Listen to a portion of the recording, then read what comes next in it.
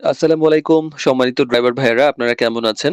আমরা ভালো ড্রাইভার ভালো মালিক সিরিজ নিয়ে আলোচনা করছি। আজকে ১৬তম পর্বে চলে এসেছি। আমরা কথা বলবো মালিকের সঙ্গে ১ম যে কথোপকথন ফোনে হয় সেইটা কেমন হওয়া উচিত?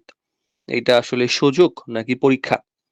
এই ব্যাপারে কিছু কথা এর আগে বলেছি কিন্তু ব্যাপারটা অনেক বেশি গুরুত্বপূর্ণ তাই আরেকটু বিস্তারিত বলে দিচ্ছি। কারণ অনেকেই চাকরি নেওয়ার পর এই কারণে ক্যানসেল হয়ে যাচ্ছে।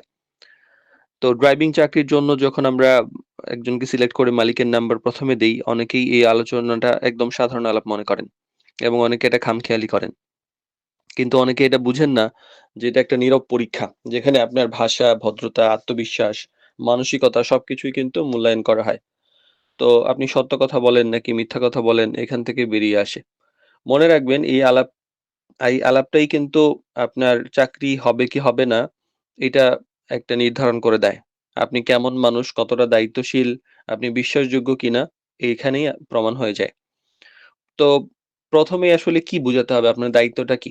আপনার ১ম কথোপকথনেই হওয়া উচিত না যে চাকরি। মানে মূল লক্ষ্যই আপনার চাকরি যদি হয় তাহলে আপনার গোলমাল হয়ে যাবে। বরং আপনার সম্পর্কে একটা ভালো ধারণা হওয়া উচিত যে আপনি মানুষটা ভালো, আপনি ভদ্র, আপনি স্থির, আপনি পরিপক্ক, আপনি সুন্দরভাবে কথা বলেন। একটা পরিবারের সঙ্গে যদি আপনাকে পরিচয় করিয়ে দেওয়া হয়, সেই পরিচয়ের সঙ্গে আপনি ভালোভাবে মিশে কাজ করতে পারবেন সেটা হলো বড় কথা। আপনি কাজের প্রতি সিরিয়াস কিনা। এই ৩ টা বিষয় যেন ১ম এই আপনার মধ্যে প্রকাশ পায়। আবার কথোপকথনের সঠিক একটা মানসিকতা দরকার। যখন অনেক ড্রাইভার কথা বলেন, কিছু ভুল করেন। এক হচ্ছে কি অতিরিক্ত ভয় পেয়ে যায়। মানে এমনি সব ঠিক থাকে, মালিকের সঙ্গে কথা বলার সময় ভয় পেয়ে যায়। আবার কেউ অতিরিক্ত আত্মবিশ্বাস যে আমি একদম সব পারি। তো পদ্ধতিটা হওয়া উচিত স্বাভাবিক, বিনয়ী, আত্মবিশ্বাসী। কথা বলার চাইতে শোনা বেশি গুরুত্বপূর্ণ যে মালিক কি প্রশ্ন করছে তার সঠিক উত্তর দেওয়ার জন্য। কিভাবে আলাপ শুরু করবেন? সেটা একটা গুরুত্বপূর্ণ ব্যাপার। শুরুতে আপনি সালাম দিতে পারেন, সম্ভাষণ দিতে পারেন আপনার ধর্ম অন্যরকম হলে।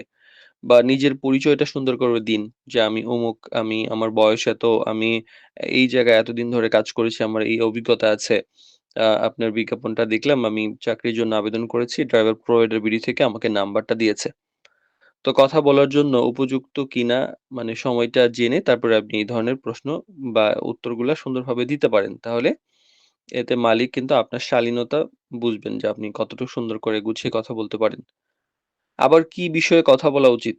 প্রথমত হচ্ছে মালিক কি বলতে চায়, কি কথা বলছেন সেটা একটা গুরুত্বপূর্ণ ব্যাপার। তারপরেও আপনার অভিজ্ঞতা, আপনার কাজের ধরন, আপনি ডিউটি, দায়িত্ব, লোকেশন, সময়সূচি ইত্যাদি ব্যাপারে কথা বলাই উত্তম। অনেকে তো ফোন করে "স্যার ডিউটি কেমন হবে? আপনি ওভার ডিউটি কত দিবেন? কখন শেষ হবে? কখন এই হবে না হবে?" মানে অনেকে বেয়াদবের মতো আচরণ করেন। যার ফলে দেখা যায় যে ১ম ফোনেই চাকরি শেষ। তো আচরণেই কিন্তু আপনার আসল প্রভাব। মালিক শুধু আপনার উত্তর শোনেন না, তিনি দেখেন যে আপনি কিভাবে কথা বলেন, আপনি কতটা ধৈর্যশীল, আপনার টোন সম্মানজনক কিনা, আপনি ভদ্র এবং সুন্দর কণ্ঠস্বরে আপনি কথা বলছেন কিনা। কারণ ভদ্র একটা সুন্দর কণ্ঠস্বরই কিন্তু আপনার অনেক বড় শক্তি। প্রশ্ন করার সঠিক কিছু পদ্ধতি আছে। যেমন আপনি জানার জন্য কিছু জানতেই পারেন যে, "স্যার আপনার কাজের সময়সূচিটা যদি আমাকে একটু জানান আমি উপকৃত হব।" আবার, "স্যার আমার দায়িত্বগুলো যদি একটু বুঝিয়ে বলতেন তাহলে আমার জন্য বুঝতে সুবিধা হতো।" এই যে ভালো প্রশ্নটা ইমপ্রেশন তৈরি করে। আবার অনেকে আছে অনেক বেশি কথা বলেন। মানে আমি অনেককে পেয়েছি যারা এত বেশি কথা বলেন অপ্রয়োজনীয় যেটা বিরাট একটা সমস্যা। আবার উনি বুঝেও না যে এটা উনি অনেক বেশি কথা বলেন। আবার মানে এই যে কথাবার্তা এটার সমাপ্তিটাও একটা গুরুত্বপূর্ণ ব্যাপার যে আপনি কথা বলছেন শেষ মুহূর্তে আপনি কিভাবে বলছেন। আপনি ধন্যবাদ জানাতে পারেন। পরবর্তীতে আপনি কখন ফোন দিবেন বা কখন টেস্ট ড্রাইভ দিতে যাইবেন বা আপনার পরবর্তী কাজ কি হবে এই ব্যাপারটা নিশ্চিত করবেন। সম্মানজনকভাবে আলোচনাটা শেষ করবেন। তাহলে হয় কি যে চাকরি হওয়ার যে একটা সম্ভাবনা এটা বেশি তৈরি হয়। আবার এইটা আমরা যদি শেষ করি তাহলে একদম ছোট্টভাবে বলা যায় যে মালিকের সঙ্গে যে ১ম আলাপ, এই আলাপটা শুধুমাত্র যে তথ্য বিনিময় তা কিন্তু না। এটা আপনার ব্যক্তিত্বের একটা পরিচয়।